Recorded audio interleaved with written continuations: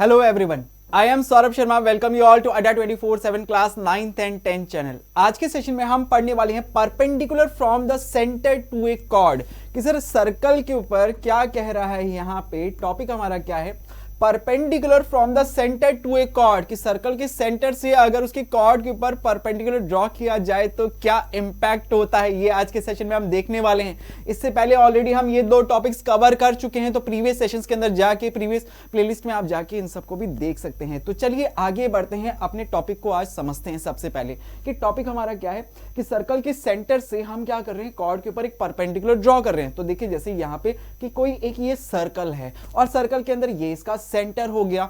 अब इस सेंटर से हमें क्या करना है, परपेंडिकुलर ड्रॉ करना है किसके ऊपर, कॉर्ड के ऊपर। तो हम यहाँ पे दो पॉइंट ले लेते हैं, एक पॉइंट ये, एक पॉइंट ये दो पॉइंट्स हमने ले लिए और इन दोनों पॉइंट्स को जो लाइन ज्वाइंट करेगी वो क्या कहलाएगी, सर्कल की कॉर्ड की। सर्कल की बाउंड्री पे कोई भी अगर दो पॉइंट्स हो, उन दोनों पॉइंट्स को जो लाइन ज्वाइंट करती है वो उसकी कॉर्ड कहलाती है। अब इस सर्कल के सेंटर से हमें क्या ड्रॉ करना है, इस सर्कल के कॉर्ड के ऊपर एक परपेंडिकुलर, ये परपेंडिकुलर इसके ऊपर ड्रॉ किया।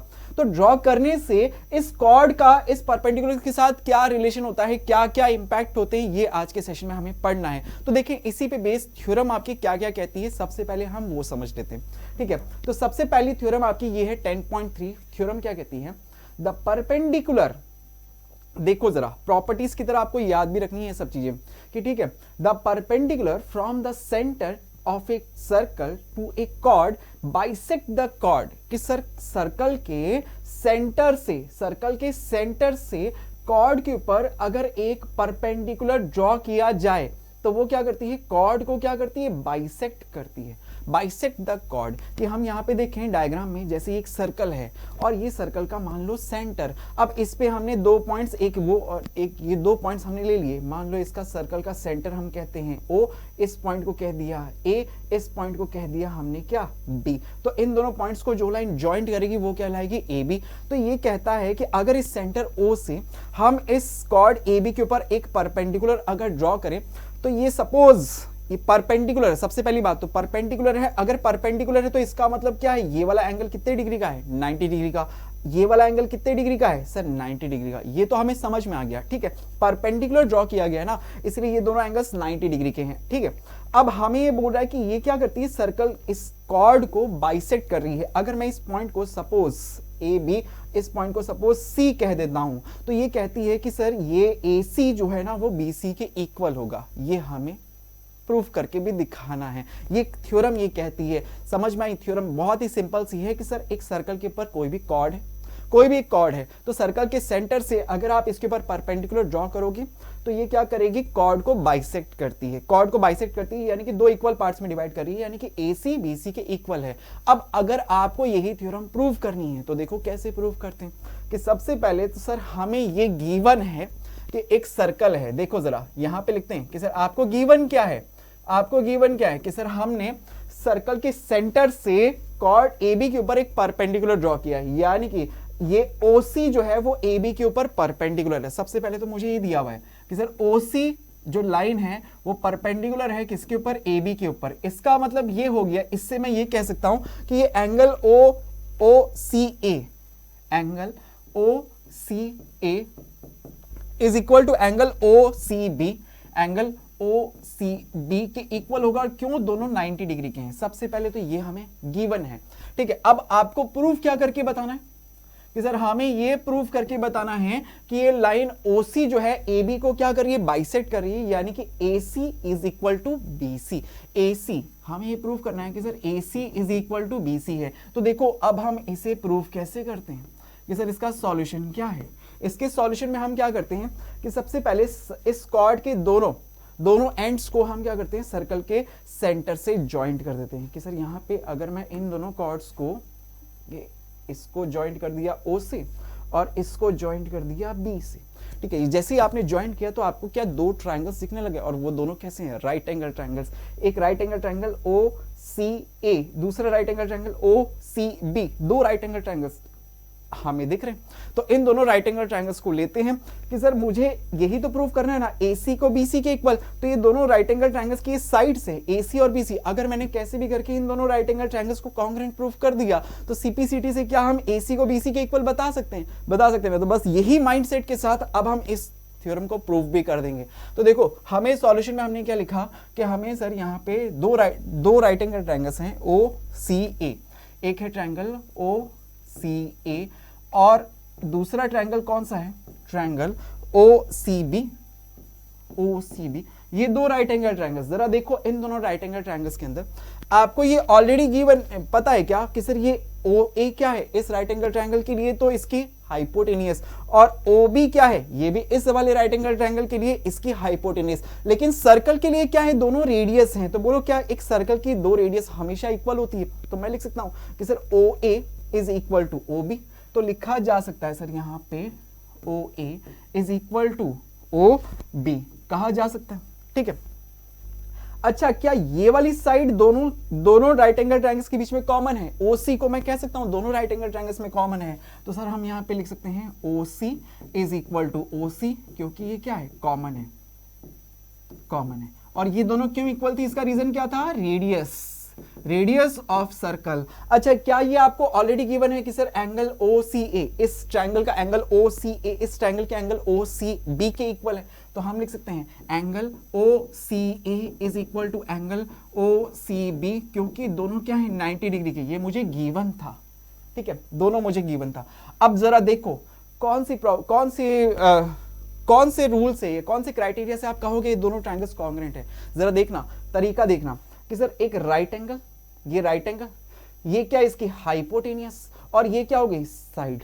जरा देखो RHS क्राइटेरिया दिख रहा है। राइट एंगल अगर कभी भी आ जाता है, राइट एंगल, दो राइट एंगल ट्रायंगल्स के अंदर अगर आप कॉन्ग्रुएंसी देख रहे हो तो जरा सबसे पहले देखो क्या RHS रूल लग रहा है कि सर यहाँ पे राइट एंगल, उसके सामने वाली साइड हाइपोटेनस, और इन दोनों के अलावा एक कोई दूसरी साइड। तो RHS क्राइटेरिया से आप कह सकते हो ये दोनों ट्रायंगल्स कॉन्ग्रुएंट हो गए। तो triangle OCA is congruent with the triangle OCB by RHS rule. RHS rule से दोनों कॉन्ग्रुएंट हो गए। तो अगर दोनों कॉन्ग्रुएंट है तो CPCT आएगा, और CPCT से क्या होगे सर, आप इसकी साइड AC इसकी साइड BC के इक्वल, तो कह देंगे फ्रॉम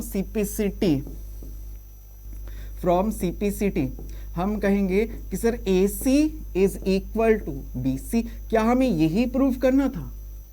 क्या आपको यही प्रूफ करना था? हमने प्रूफ भी करके दिखा दिया कि सर ये थ्योरम तो हमें पहले ही समझ में आ गई थी कि कोई भी अगर एक सर्कल है जिसमें कोई भी अगर कॉर्ड है, उस कॉर्ड के ऊपर अगर सर्कल के सेंटर से परपेंडिकुलर ड्रॉ किया जाएगा तो वो हमेशा क्या करता है, सर्कल की कॉर्ड को बाइसेक्ट करता है। और ये चीज हमने प्रूफ भी करके देख ली। तो बोलो थ्योरम आपकी 10.3 सॉल्व। आगे बढ़ते हैं, इसी थ्योरम का इनवर्स भी पढ़ते हैं। सर इसका इनवर्स क्या कहता है? इसका इनवर्स ये कहता है कि मान लो कि कोई एक सर्कल है, सर्कल के अंदर कोई एक कॉर्ड है। अब हम ये कहते हैं कि सर सर्कल्स के सेंटर से अगर कोई एक लाइन ड्रॉ करी गई जो सर्कल की कॉर्ड को क्या कर रही है, बाइसेक्ट कर रही है। तो इसका मतलब क्या है कि वो लाइन जो ड्रॉ करी गई है सर्कल के सेंटर से कॉर्ड के ऊपर, वो उसके ऊपर क्या है, परपेंडिकुलर है। कि देखो जरा, a line drawn through the centre of a circle, कि सर एक लाइन ड्रॉ करी गई सर्कल के सेंटर से, सर्कल के कॉर्ड को क्या करती है, वो बाइसेक्ट करती है, bisect the chord of a circle.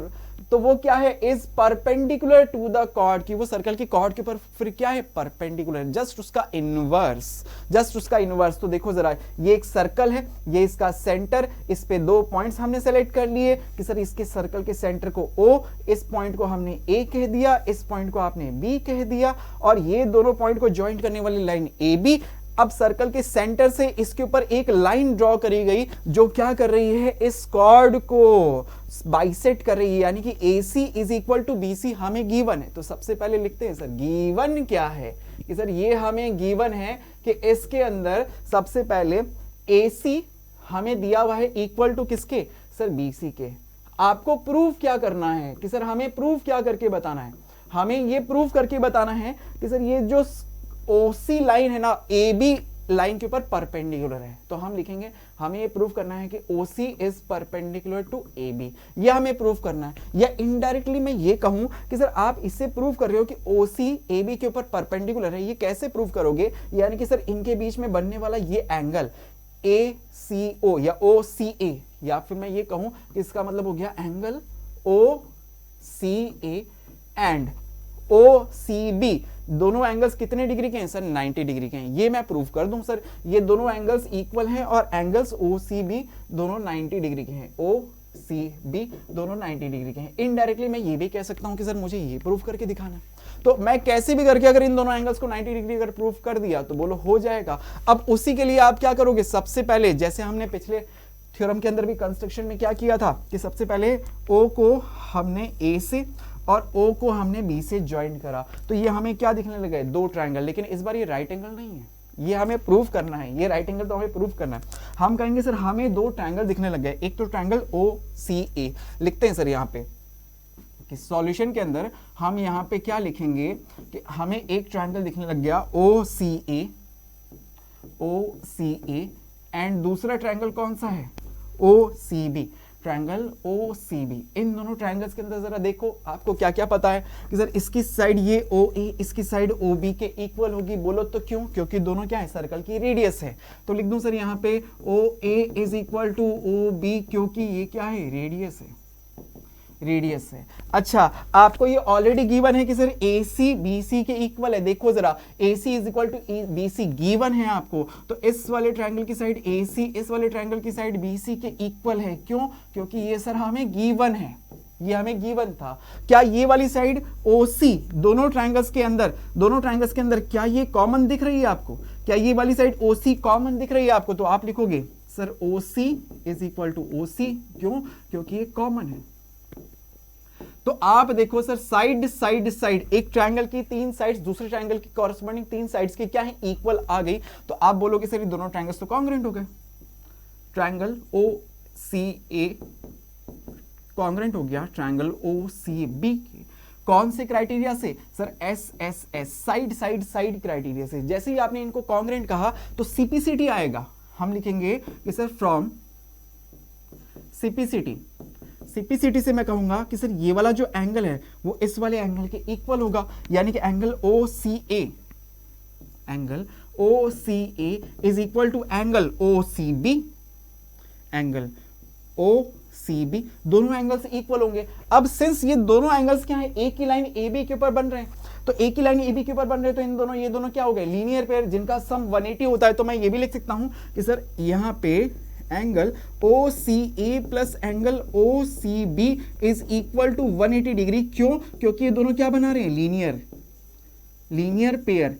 अब अगर ये दोनों इक्वल हैं तो आप इसे लिख के दोनों की वैल्यूज अगर फाइंड करोगे तो दोनों एंगल कितने डिग्री के निकलेंगे? 90 डिग्री के। तो क्या यहां से आप लिख सकते हो कि सर यहां से angle O C A is equal to angle O C B is equal to 90 degree. क्या हमें यही प्रूव करना था? देखो जरा, अगर ये आपने 90 डिग्री प्रूव कर दिया तो आप कह दोगे ना सर यहां से कि सर ये जो लाइन ओसी है ना ये परपेंडिकुलर है किसके ऊपर? कॉर्ड ए बी के ऊपर। यही तो आपको प्रूफ करके दिखाना था, हमने प्रूफ कर दिया।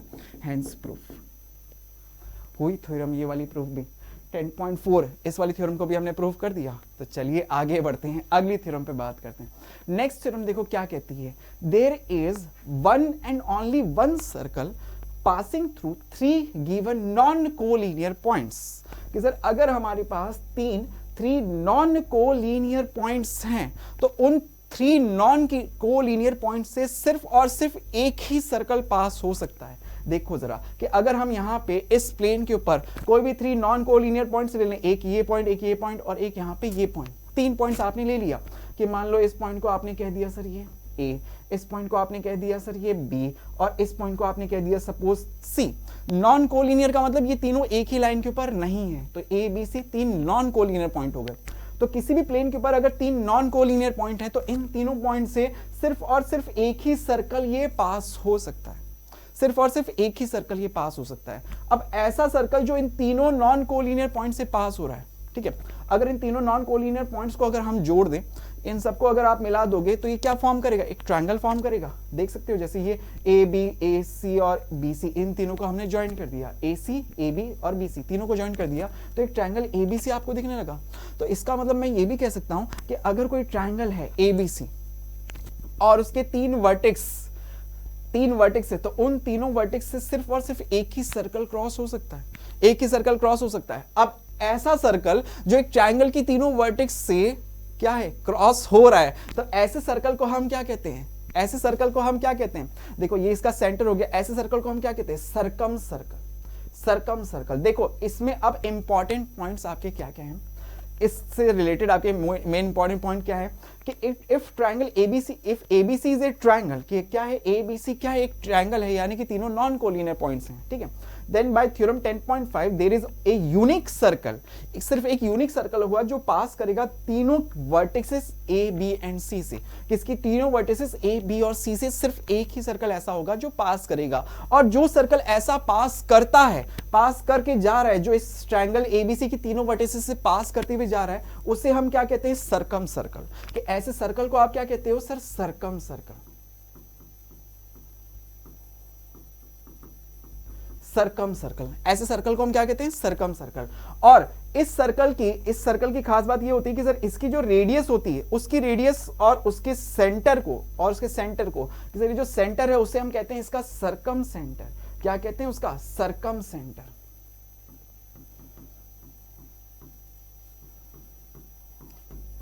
सरकम सेंटर। और इसकी जो रेडियस होगी उसे हम कहेंगे सरकम रेडियस, उसे आप क्या कहोगे, सरकम रेडियस। सर अगर इसकी हम रेडियस देखें ना, जैसे ये इसकी रेडियस हो गई, तो ये रेडियस क्या कहलाएगी उसकी, सरकम रेडियस।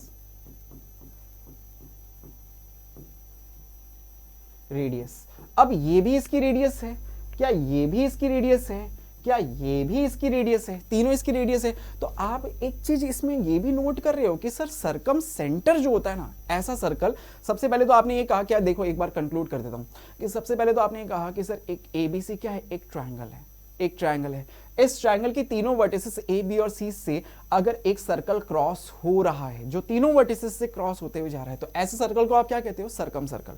उस सर्कल के सेंटर को क्या कहूंगा, सरकम सेंटर। और उस सर्कल की रेडियस को क्या कहूंगा, सरकम रेडियस। अब ये जो सरकम सेंटर है, जरा देखो ये सरकम सेंटर है, ये जो सरकम सेंटर है, क्या ये सरकम सेंटर इस ट्रायंगल के तीनों वर्टिसेस से इक्वल डिस्टेंस पे है ना। तो ये भी कई बार टॉपिक आता है, इस तरह से भी आपको पता होना चाहिए कि सर सरकम सेंटर जो होता है ना, वो ट्रायंगल एबीसी के तीनों वर्टिसेस से इक्वल डिस्टेंस पे होता है, तीनों वर्टिसेस से इक्वल डिस्टेंस पे होता है, क्योंकि तीनों क्या है, इसके इस सर्कल के लिए तो क्या है, रेडियस है, सरकम सेंटर की सरकम रेडियस है। तो ये भी आपको पता होना चाहिए कि circumcentre is always equally distance from all the three vertices of a triangle ABC. ठीक है, तो ये बात भी आपको चलो क्लियर हो गई। तो सरकम सर्कल क्या होता है, सरकम रेडियस क्या होती है, सरकम सेंटर क्या होता है, सब चीजें आपको पता लग गई। और ये भी पता लग गया कि सरकम सेंटर जो होता है वो ट्रायंगल एबीसी की तीनों वर्टिसेस से इक्वल डिस्टेंस पे होता है। क्योंकि कई बार इनवर्स में इस तरह से क्वेश्चन आता है कि बताओ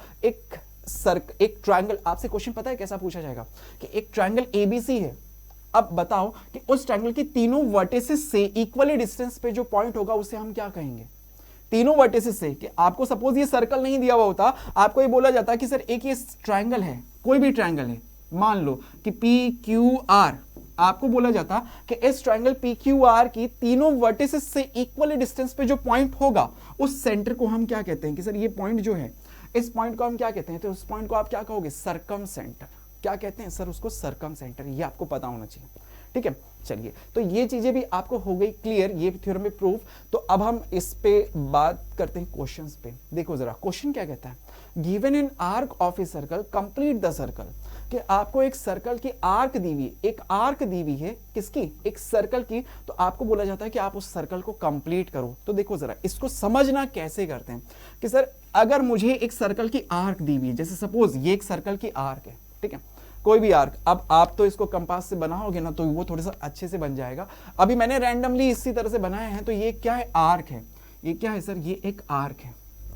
ठीक है, अब ये आर्क है तो मुझे बोलता है कि सिर्फ आर्क गिवन है, तो आप बताओ इस सर्कल को कैसे ड्रॉ करोगे। अब किसी भी सर्कल को अगर ड्रॉ करना है तो मुझे उसकी रेडियस और सेंटर पता होना चाहिए, सर्कल की रेडियस और सेंटर पता होना चाहिए। तो देखो अब मेरा मेन टारगेट क्या रहेगा सर, इसका सेंटर फाइंड करना। तो सेंटर फाइंड करने के लिए क्या करता हूं कि सर ये जो आर्क है इस पे आपने सपोज एक पॉइंट ये है, इसका यहां से स्टार्ट हो रहा है, यहां पे एंड हो रहा है, यहां से स्टार्ट हुई है आर्क, यहां पे एंड हो रही है। तो अब इसके बीच में कहीं पे भी एक कोई दूसरा पॉइंट ले लो, आप कोई भी दो पॉइंट, कोई भी पॉइंट ले लो। जैसे सपोज ये पॉइंट ए आपने कहा था, ये पॉइंट बी कहा था, तो इसके ऊपर अगर एक कोई भी पॉइंट कहीं पे भी ले लो आप, कहीं पे भी, सपोज मैंने यहां पे ले लिया ए बी, इस पॉइंट को सपोज कह दिया सी, इस पॉइंट को क्या कहा हमने, सी। तो अब हम क्या करते हैं सर, ए और सी को बाय यूजिंग स्केल आप इन दोनों को ज्वाइंट कर सकते हो कि सर ये ज्वाइंट कर दिया। बी और सी को क्या इन्हें भी आप ज्वाइंट कर सकते हो, ये लो सर ज्वाइंट कर दिया। तो ये आर्क अगर आप इमेजिन करके देखो कि सर ये आर्क क्या है, एक सर्कल का पार्ट है जिसके अंदर सर्कल की बाउंड्री के ऊपर कोई भी दो पॉइंट्स आपने लिए उनको ज्वाइंट कराया, तो एक तरह से एसी और बीसी क्या है, कॉर्ड है।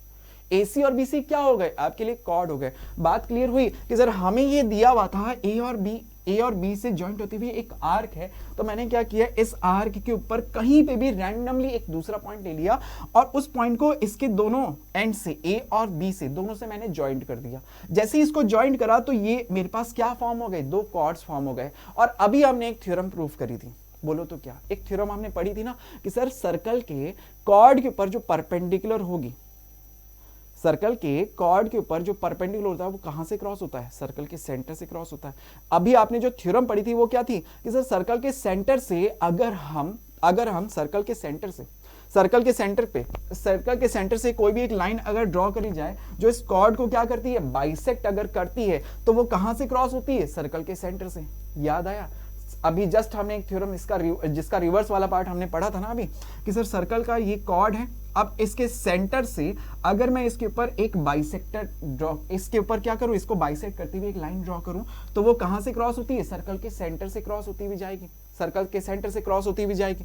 तो आप क्या करोगे कि सर इस वाली कॉर्ड, ये ए बी कॉर्ड है, ये बी सी कॉर्ड है, तो दोनों कॉर्ड्स का मैं क्या करता हूं, बाइसेक्टर ड्रॉ करता हूं। क्या आपको परपेंडिकुलर बाइसेक्टर ड्रॉ करना आता है? देखो सर कैसे, कि सर यहाँ पे हम क्या करते हैं कि सपोज मैंने यहाँ पे इस वाली कॉर्ड AC का एक परपेंडिकुलर बाइसेक्टर आपने ड्रॉ करा। कैसे करोगे कि सर इस कॉर्ड एक यहाँ पे रखा मैंने इसका सेंटर, और इसके हेल्प से आपने एक आर्क ऊपर एक आर्क नीचे, इसी तरह से यहाँ पे रखा और एक आर्क ऊपर लगाया एक आर्क नीचे लगाया। जहां पे दोनों कॉर्ड कटे, जहां पे दोनों आर्क कट गए, तो ये दोनों को जहां से आप ज्वाइंट करोगे तो ये क्या होगा, ये पॉइंट क्या हो जाएगा आपके लिए, इस कॉर्ड के ऊपर एक परपेंडिकुलर हो जाएगा। बोलो ये बात समझ में आई?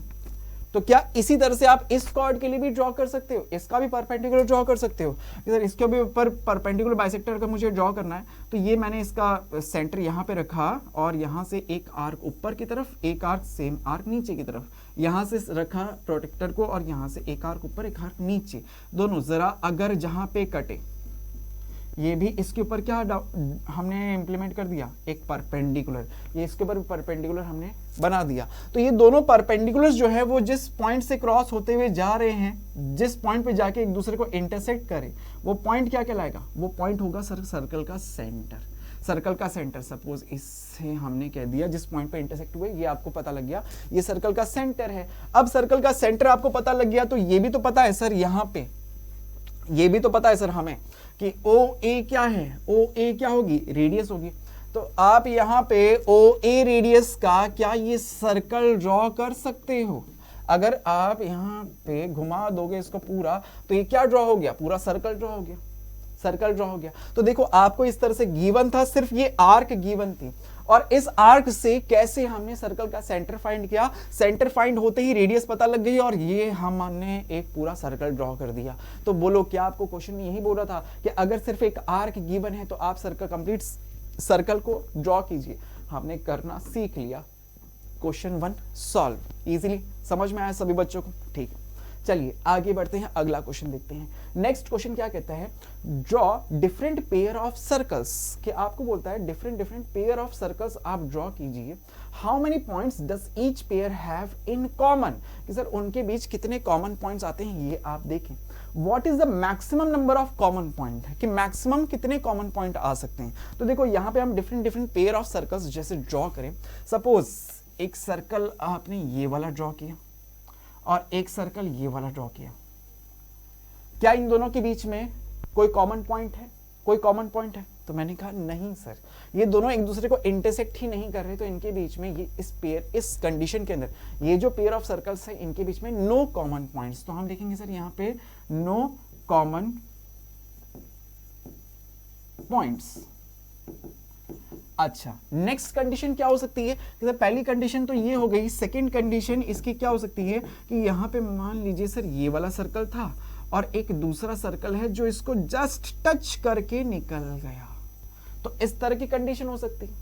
ये दूसरा पेयर ऑफ सर्कल्स है, तो इनके बीच में कॉमन पॉइंट कितना आया सर? एक ये सिंगल पॉइंट आया है, एक ये सिंगल पॉइंट है जिस पॉइंट पे ये दोनों टच हो रहे हैं, तो मैं लिखूंगा one common point, one common point. तीसरी कंडीशन क्या हो सकती है? थर्ड केस क्या हो सकता है कि सर ये और थोड़ा सा, और पहले थोड़ा ये दोनों के बीच में डिस्टेंस से थोड़ा सा क्लोज आए तो ये एक पे टच कर गए, अब और थोड़ा सा क्लोज आएंगे तो सर ये क्या हो जाएंगे कि सर ये इस तरह से सर्कल और ये इस तरह से सर्कल, तो इन दोनों, ये दोनों क्या होंगे? कट करेंगे। किस किस पॉइंट पे? इस पॉइंट को आपने ए कह दिया, इस पॉइंट को बी कह दिया, तो इस केस के अंदर जब दोनों सर्कल्स एक दूसरे को इंटरसेक्ट कर रहे होते हैं तो इंटरसेक्ट करेंगे तो उनके बीच में कितने कॉमन पॉइंट होंगे sir? Two common point, two common point. तो इस तरह से आपने देखा कि सर अलग अलग पेयर ऑफ सर्कल्स मैंने यहां पे ड्रॉ करे, तो पेयर ऑफ सर्कल्स के अंदर maximum number of common points आपको कितने दिख रहे हैं sir? Two common points, two common points. तो क्वेश्चन में आपको ये तो बोल रहा था draw different different pair of circles, हमने different different pair of circles ये ड्रॉ करके देखे। फिर क्वेश्चन में बोलता था how many points does each pair have in common, कि इन पेयर्स के अंदर कितने कॉमन पॉइंट्स है ये हमें लिखना था। तो फर्स्ट केस में नो कॉमन पॉइंट, इसमें वन कॉमन पॉइंट और इसके अंदर टू कॉमन पॉइंट्स आए। What is the maximum number of common pair? तो हमने कहा maximum number of common pair, common points कितने आ रहे हैं सर? दो आ रहे हैं, मैक्सिमम दो हो सकते हैं, तो मैं लिखूंगा sir two common point, two common points. Maximum कितने कॉमन पॉइंट्स हो सकते हैं सर? टू कॉमन पॉइंट्स हो सकते हैं। बात क्लियर हुई? तो ये वाला क्वेश्चन समझ में आया, इजीली कर दिया आपने, ये भी क्वेश्चन सॉल्व। चलिए अगला क्वेश्चन देखते हैं। नेक्स्ट क्वेश्चन क्या कहता है? नेक्स्ट क्वेश्चन क्या कहता है? Suppose you are given a circle, give a construction to find its centre. कि आपको सपोज एक क्या दिया हुआ है? Suppose you are given a circle, आपको कोई भी एक सर्कल गिवन है कि सर सपोज करो जैसे ये सर्कल एक आपको गिवन है, आपको बोलता है कि give a construction to find its centre, कि अगर मुझे इस सर्कल का सेंटर फाइंड करना है तो आप इसके लिए क्या कंस्ट्रक्शन करोगे? सेम जरा याद करो, पहला क्वेश्चन जो अभी हमने किया था ना, उस क्वेश्चन में क्या था कि सर हमें एक आर्क गिवन थे, आर्क से हमने सर्कल का सेंटर फाइंड किया था। सेम वही प्रोसेस यहाँ पे भी होगा कि सर यहाँ पे आर्क की जगह सपोज करो कि पूरा सर्कल आपको दिया हुआ है, तो इस सर्कल से कैसे मैं इसका सेंटर फाइंड करूंगा, ये वही चीज होगी। देखें सर यहाँ पे सबसे पहले ये सर्कल मुझे दिया हुआ है, तो इस सर्कल के ऊपर रैंडमली कोई भी आपने पॉइंट सेलेक्ट किए, सपोज 3 पॉइंट्स मैंने ले लिए कि एक पॉइंट ये वाला, एक पॉइंट ये वाला और एक पॉइंट ये वाला, 3 पॉइंट्स मैंने ले लिए। अब इन तीनों पॉइंट्स को अगर मैं ज्वाइंट करूंगा कि सर इसको इससे अगर ज्वाइंट किया तो ये क्या बन गई? एक कॉर्ड बन गई। इस पॉइंट को इस पॉइंट से ज्वाइंट किया तो ये क्या बन गई? सर्कल के लिए कॉर्ड हो गई। और जो थ्योरम हमारी क्या कहती है कि इस कॉर्ड के ऊपर अगर परपेंडिकुलर बाइसेक्टर ड्रॉ किया जाए, अगर इसके ऊपर परपेंडिकुलर बाइसेक्टर ड्रॉ किया जाएगा तो वो कहां से क्रॉस होगा सर? सर्कल के सेंटर से क्रॉस होगा। तो अगर मैं इस वाली कॉर्ड का परपेंडिकुलर बाइसेक्टर बनाऊं तो उसी के ऊपर कहीं ना कहीं वो सर्कल के सेंटर से क्रॉस होगा, तो इसका मतलब सर्कल का सेंटर उस कॉर्ड के ऊपर है। इस वाली कॉर्ड का अगर मैं परपेंडिकुलर बाइसेक्टर बनाऊं तो इसका जो परपेंडिकुलर बाइसेक्टर होगा वो भी सेंटर से क्रॉस होगा। तो जहां पे इन दोनों के परपेंडिकुलर बाइसेक्टर मिलेंगे, एक दूसरे के कॉमन पॉइंट आएगा, कॉमन पॉइंट पे इंटरसेक्ट करेंगे, वो पॉइंट ही क्या हो जाएगा सर? सर्कल का सेंटर हो जाएगा। तो बस मुझे करना क्या है कि सर सपोज आपने इस कॉर्ड को नाम दे दिया ए, इसे पॉइंट बी और इसे सी, तो ए बी और बी सी दो मेरे पास क्या हो गए? कॉर्ड। अब मैं इनके क्या ड्रॉ करता हूं sir? Perpendicular bisector. Perpendicular bisector draw करना आता है कि आप कंपास की सहायता से क्या करोगे? इसको आधे से ज्यादा खोलोगे और एक आर्क ऊपर एक आर्क नीचे। तो जब हम यहाँ पे सेंटर को रखेंगे, एक आर्क ऊपर लगाया, एक आर्क नीचे की तरफ लगाया, फिर सेम बिना डिस्टेंस को बदले यहां पे रख के यहां से एक आर्क लगाया और ये आर्क यहां से लगाया, तो दोनों जहां पे कटते हुए पॉइंट बनाए तो ये क्या हो गई? इसके ऊपर एक परपेंडिकुलर लाइन हो गई। परपेंडिकुलर इस कॉर्ड ए बी के ऊपर हमने ड्रॉ कर दिया इसका परपेंडिकुलर बाइसेक्टर। सेम इसी तरह से बीसी के ऊपर भी हम इसका परपेंडिकुलर ड्रॉ कर सकते हैं। कैसे? सेम वही प्रोसेस कि सर यहां पे रखा और यहां से एक आर्क ऊपर एक आर्क नीचे, यहां पे रखा एक आर्क ऊपर एक आर्क नीचे, जहां से इन दोनों पॉइंट को जैसे ही ड्रॉ करा तो ये भी क्या हो गई? इसके ऊपर एक परपेंडिकुलर बाइसेक्टर। जिस पॉइंट पे दोनों पॉइंट्स की परपेंडिकुलर बाइसेक्टर क्रॉस होती हुई दिखी ये पॉइंट को हमने क्या कह दिया, सर्कल का सेंटर। ये पॉइंट क्या हो गया, सर्कल का सेंटर, दैट इज ओ। हमने इसे ओ से इंडिकेट कर दिया। तो बोलो क्या आपको एक कंस्ट्रक्शन समझ में आया कि कैसे अगर हमें एक सर्कल गिवन है, सिर्फ एक रैंडम सर्कल। अब आज देखो, आज आप क्या करना है, काम करना कि घर में आपने देखा होगा कोई भी सर्कल के शेप में जैसे चूड़ी होती है, बैंगल्स होते हैं, देखे होंगे आपने घरों में। तो उस बैंगल के हेल्प से आप एक सर्कल को ड्रॉ करना, चूड़ी की सहायता से आप एक सर्कल को ड्रॉ करना, और फिर अब वो बैंगल के से आपने सर्कल तो ड्रॉ कर लिया, लेकिन आपको उसका सेंटर नहीं पता। तो आप क्या करना, उसका सेंटर फिर फाइंड आउट करना, कोशिश करना। कैसे, सेम यही प्रोसेस है। उसके अंदर कोई भी दो कॉर्ड्स आपने यहाँ पे बनाई और दोनों कॉर्ड्स के परपेंडिकुलर बाइसेक्टर्स आपने ड्रॉ करे, तो इस तरह से जहां पे इंटरसेक्ट करेंगे वो पॉइंट आपके पास आ जाएगा। चलिए आगे बढ़ते हैं, अगले क्वेश्चन की तरफ देखें जरा। अगला क्वेश्चन क्या कहता है, नेक्स्ट क्वेश्चन अब आपके सामने, ये तो सेंटर हमने फाइंड कर ही दिया। अब नेक्स्ट क्वेश्चन क्या कहता है, if two circles intersect at 2 points. कि नेक्स्ट क्वेश्चन कहता है कि सर अगर दो सर्कल्स हैं और वो 2 पॉइंट्स पे क्या करते हैं, इंटरसेक्ट करते हैं, then prove that their centre lie on the perpendicular bisector of common chord. क्या कह रहा है सर, डायग्राम से समझे जरा। देखो इसका डायग्राम से हम समझते हैं कि हमारे सबसे पहले क्या बोला कि दो सर्कल्स हैं और वो दो सर्कल्स 2 पॉइंट के ऊपर इंटरसेक्ट करते हैं। देखो जैसे एक ये वाला सर्कल और एक ये वाला सर्कल, ये दोनों सर्कल्स एक दूसरे के साथ 2 पॉइंट्स पे इंटरसेक्ट कर रहे हैं। सपोज इसको मैंने पॉइंट कह दिया ए, इसे पॉइंट कह दिया बी, ये 2 पॉइंट पे इंटरसेक्ट कर रही हैं। तो मुझे बोलता है प्रूव दैट देयर सेंटर, कि सर इन सर्कल्स के जो सेंटर है ना, इसका सेंटर सपोज ओ और इसका सेंटर सपोज ओ डैश, कि इन सर्कल के जो सेंटर हैं, इन सर्कल के जो सेंटर हैं लाई ऑन द, लाई करेंगे कहां पे, perpendicular bisector of common cord. कि सर अगर मैं इनके कॉमन कॉर्ड ये ड्रॉ करूं, ये ए बी क्या हो गई, ए बी क्या हो गई, वो इस वाले सर्कल की भी कॉर्ड है, वो इस वाले सर्कल जिसका सेंटर ओ है इसकी भी कॉर्ड है, तो दोनों की क्या कहलाएगी, कॉमन कॉर्ड। तो इस कॉमन कॉर्ड का जो परपेंडिकुलर बाइसेक्टर होगा, इसका जो परपेंडिकुलर बाइसेक्टर होगा, सपोज ये वाला इसका परपेंडिकुलर बाइसेक्टर है, तो सर्कल के जो सेंटर्स है ना, इन दोनों सर्कल्स के सेंटर वो इस परपेंडिकुलर बाइसेक्टर के ऊपर लाई करते हैं। बात समझ में आई कि क्या कहता है, क्वेश्चन क्या कहता है, क्या आपको प्रूफ करना है, कैसे आपको इसको प्रूफ करना है। कि सर हमें क्या कहा, एक बार वापस से देख लो कि मुझे 2 सर्कल्स दिए हुए थे, ये दोनों सर्कल्स एक दूसरे को ए और बी पॉइंट के ऊपर इंटरसेक्ट कर रहे हैं, इंटरसेक्ट कर रहे हैं। तो इन दोनों पॉइंट्स को जब मैं ज्वाइन करूंगा तो ये ए बी क्या आएगी, दोनों सर्कल्स की कॉमन कॉर्ड आएगी। अब इन दोनों सर्कल्स का सेंटर ओ और ओ डैश वो कहां लाई करता है, ये हमें प्रूव करना है कि इस कॉमन कॉर्ड के परपेंडिकुलर बाइसेक्टर के ऊपर। यानी कि सर ये वाली लाइन जो है, वो ये वाली लाइन ओ ओ डैश, ओ ओ डैश वो क्या है, ए बी के ऊपर परपेंडिकुलर भी है, और साथ में ओ ओ डैश क्या कर रही है, इसको बाइसेक्ट भी कर रही है। सपोज इस पॉइंट को अगर मैं एम कहता हूं तो A M is equal to B M होगा। ये हमें प्रूव करना है। तो देखो सबसे पहले कि सर मुझे प्रूव क्या करना है, ये समझ में आ जाए बस। देखो अभी मुझे ये प्रूव करके बताना है कि सर ये जो लाइन ओ ओ डैश है वो क्या है, परपेंडिकुलर है। वो क्या है, परपेंडिकुलर है किसके ऊपर, कि sir common chord A B के ऊपर। और ये एक तो मुझे ये प्रूफ करना है कि परपेंडिकुलर है, यानी कि सर मैं कैसे भी करके ये वाला एंगल और ये वाला एंगल 90 डिग्री का प्रूफ कर दूं तो हो जाएगा ना, परपेंडिकुलर आ जाएगा। मैं कह दूंगा सर ये line O O dash A B के ऊपर परपेंडिकुलर है। और साथ ही मुझे ये भी प्रूफ करना है कि सर ये इसको बाइसेक्ट कर रही है, यानी कि सर मुझे ये प्रूफ करना है A M is equal to B M, ये हमें प्रूफ करना है। तो देखो अब हम इसे प्रूफ करते हैं। अब हम इसे प्रूफ करते हैं, कैसे प्रूफ करेंगे, सबसे पहले देखते हैं कि सर इसको नेक्स्ट पेज पे देखते हैं। अभी हमने ये कंस्ट्रक्शन, ये तो हमें गिवन था कि 2 सर्कल, इसका ये सेंटर O, इसका सेंटर O डैश, ठीक है, इसे हमने कह दिया A, इसे कह दिया B, और ये जिस पॉइंट पे इंटरसेक्ट हो रहा है ये पॉइंट कह दिया हमने M, ठीक है।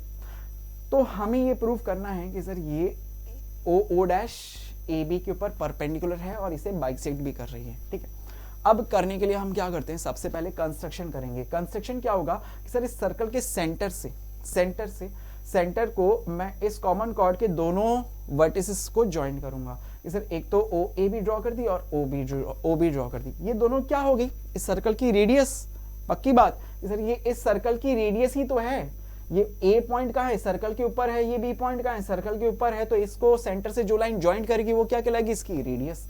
इसी तरह से ओ डैश को भी ए से हमने ज्वाइंट कर दिया, ओ डैश को हमने बी से भी ज्वाइंट कर दिया, ये भी क्या हो गया, सर्कल की रेडियस। अब अगर आपने ऐसा किया ना तो आपको एक ट्रायंगल दिख रहा होगा। देखो कौन सा triangle, A O O dash, A O O dash, दिख गया ये वाला ट्रायंगल, और दूसरा triangle B O O dash, B O O dash, ये दो ट्रायंगल्स आपको दिखने लगे। इन दोनों ट्रायंगल्स को चलो सबसे पहले हम कॉन्ग्रुएंट प्रूव करते हैं। तो मैं लिखता हूं सर यहां पे कि in triangle A O O dash, A O O dash and in triangle B O O dash, B O O dash, इन दोनों ट्रायंगल्स के अंदर जरा बताओ कैसे आप इनको कॉन्ग्रुएंट प्रूफ कर सकते हो। सर इस वाले ट्रायंगल की ये वाली जो साइड है ना, वो इस वाले सर्कल की रेडियस है, तो वो ये वाली साइड इस वाली साइड के क्या इक्वल होगी, क्योंकि ओ ए और ओ बी दोनों क्या है, सर्कल की रेडियस है, जिसका सेंटर ओ है, रेडियस है ना। तो कह सकते हैं सर इस वाले ट्रायंगल को जरा गौर करके देखो और इस वाले ट्रायंगल को गौर करके देखो, तो इसकी साइड ओ ए इसकी साइड ओ बी के इक्वल है, क्योंकि दोनों रेडियस है। तो लिखूंगा सर यहां से O A is equal to O B, both are radius of circle with centre O। इसी तरह से क्या आप ये कहोगे कि सर O डैश A जो है ना वो O डैश B के इक्वल होगी, क्योंकि ये भी तो रेडियस है कि सर O डैश A इस वाले सर्कल की रेडियस है, तो O डैश B भी तो इस वाले सर्कल की रेडियस है। तो मैं लिख दूंगा O dash A is equal to O dash B, ये भी क्या है, रेडियस ऑफ सर्कल जिसका सेंटर O डैश है। ठीक है, और जरा देखो क्या ये वाली लाइन O O डैश दोनों के बीच में कॉमन है, दोनों ट्रायंगल्स के बीच में कॉमन दिख रही है। तो मैं लिख सकता हूं कि sir O O dash is equal to O O dash common side. तो यहां पे आप देखोगे सर साइड क्राइटेरिया से क्या ये दोनों ट्रायंगल्स कॉन्ग्रुएंट हो गए। तो हम लिखेंगे so triangle A O O dash is congruent to triangle B O O dash, कौन से क्राइटेरिया से सर, साइड क्राइटेरिया। अब अगर ये दोनों ट्रायंगल्स कॉन्ग्रुएंट हुए तो फिर कौन आएगा सर, सीपीसीटी। और सीपीसीटी बोलेगा कि सर इसका ये वाला जो एंगल है ना ए ओ ओ डैश, इसके इस वाले angle B O O dash के इक्वल होगा। सर ये दोनों एंगल्स क्या होंगे, इक्वल होंगे। तो लिख देता हूं सर यहां पे, इससे मैं कह सकता हूं फ्रॉम सीपीसीटी आप कहोगे सर इसका angle A O O dash is equal to angle B O O dash. और अगर ये दोनों एंगल्स इक्वल हैं तो क्या आप ऐसा भी कह सकते हो कि सर आप ए ओ ओ डैश को ए ओ एम बोल सकते हो, कि सर बात तो सही है ना, ए ओ एम भी तो कह सकता हूं, इससे बी ओ ओ डैश की जगह मैं बी ओ एम भी तो कह सकता हूं, क्योंकि ये पॉइंट एम जो है ना, ये पॉइंट M जो है वो ओ डैश लाइन के ऊपर ही तो है। तो यहां पे O डैश की जगह मैं इसे ये भी लिख सकता हूं angle AOM is equal to angle BOM कहा जा सकता है, कंक्लूड किया जा सकता है। तो अगर ये चीज आपने लिख दी तो अब आप दूसरे दो ट्रायंगल्स लोगे, कौन सा, देखो जरा कि सर AOM BOM, इन दोनों ट्रायंगल्स को लो, AOM और BOM, इन दोनों ट्रायंगल्स को जरा कॉन्ग्रुएंट प्रूफ करके देखो कि sir now triangle AOM and triangle BOM, अगर इन दोनों ट्रायंगल्स के अंदर हम देखें तो सिंपल सी वही बात कि सर OA तो OB के इक्वल है, क्योंकि दोनों रेडियस है। तो लिखा जाएगा सर यहाँ पे OA is equal to OB equal है। क्या ये आपने पहले से लिखा है कि इसका angle AOM is equal to angle BOM लिख रखा है, दोनों इक्वल है। क्या इसी तरह से आप ये भी कह सकते हो, क्या इसी तरह से इसके तीसरी ये वाली साइड क्या हो जाएगी, कॉमन हो जाएगी। सर इसी तरह से इसकी ये line OM is equal to OM is equal to OM, दोनों इक्वल है, कॉमन साइड्स है। तो देखो यहाँ पे साइड एंगल साइड, दो साइड्स और उनके बीच का इंक्लूडेड एंगल अगर इक्वल हो तो हम कह देते हैं दोनों ट्रायंगल्स क्या हो जाएंगे, कॉन्ग्रुएंट हो जाएंगे। तो ट्रायंगल AOM क्या हो गया, कॉन्ग्रुएंट हो गया ट्रायंगल BOM के कौन से क्राइटेरिया से, sir side angle side criteria से। अब अगर ये दोनों ट्रायंगल्स कॉन्ग्रुएंट हो गए तो सीपीसीटी आएगा, जिससे हम कहेंगे कि सर इसकी ये वाली साइड AM जो है ना वो इसकी वाली इस वाली साइड BM के क्या हो जाएगी, इक्वल हो जाएगी। तो हम लिखेंगे फ्रॉम सीपीसीटी हम कहेंगे sir AM is equal to BM। क्या हमें यही प्रूफ करना था, क्या हमें ये प्रूफ करना था कि सर इस क्वेश्चन में दो चीजें प्रूफ करनी है? पहले तो हमें ये भी प्रूफ करना था ना कि ओ डैश क्या कर रही है, ए बी को बाइसेक्ट कर रही है, तो हमने ए एम को बी एम के इक्वल प्रूफ कर दिया। तो यहाँ पे हमें ये तो पता लग गया ओ डैश क्या है, ए बी को बाइसेक्ट तो कर रही है, ए बी को बाइसेक्ट कर रही है। अच्छा, साथ ही आप सीपीसीटी से ये भी तो कह सकते हो कि सर ये वाला जो एंगल है ना इसका, इस वाले एंगल के इक्वल होगा। तो यहां पे लिख सकता हूं O M A angle from CPCT, हम ये भी कह सकते हैं angle O M A is equal to angle O M B equal है सीपीसीटी से। और सिंस ये दोनों एंगल्स जो बन रहे हैं, ये जो दोनों एंगल्स हैं ये क्या है, लीनियर पेयर फॉर्म कर रहे हैं, क्योंकि ए बी एक सिंगल लाइन के ऊपर है। तो हम लिखेंगे सर यहाँ पे अगर ये लीनियर पेयर है तो लिखा जा सकता है angle O M A plus angle O M B is equal to 180 degree. क्यों? लीनियर पेयर है, लीनियर पेयर है। अब ये लीनियर पेयर भी बना रहे हैं, दोनों का सम 180 है, दोनों इक्वल भी हैं, तो इनको एक दूसरे की जगह जब पुट करूंगा तो यहां से दोनों की वैल्यू आ जाएगी आपके पास कि angle O M A is equal to angle O M B. बोलो कितनी? कि सर दोनों 90 डिग्री के होंगे, तभी तो दोनों इक्वल भी होंगे और दोनों का सम 180 डिग्री होगा। तो क्या हमने ये पहले ये बता दिया कि सर ये वाली लाइन ओ डैश इस लाइन के वो बाइसेक्ट कर रही है, सबसे पहले हमने ये बताया। फिर हमने ये भी बताया कि सर ये लाइन ओ डैश क्या है, इस लाइन ए बी के ऊपर परपेंडिकुलर, यानी कि मैं कह सकता हूं ओ डैश जो है ना वो इस लाइन ए बी की परपेंडिकुलर बाइसेक्टर है। और ये ही लाइन ओ डैश के ऊपर क्या इन दोनों सर्कल के सेंटर लाई करते हैं। तो हमने यही तो हमें प्रूफ करने के लिए बोल रहा था, देखो जरा, यही तो हमें प्रूफ करने के लिए बोला गया था, तो हमने इसे प्रूफ कर दिया। तो हम यहां पर लिख सकते हैं सो O dash is perpendicular bisector of common chord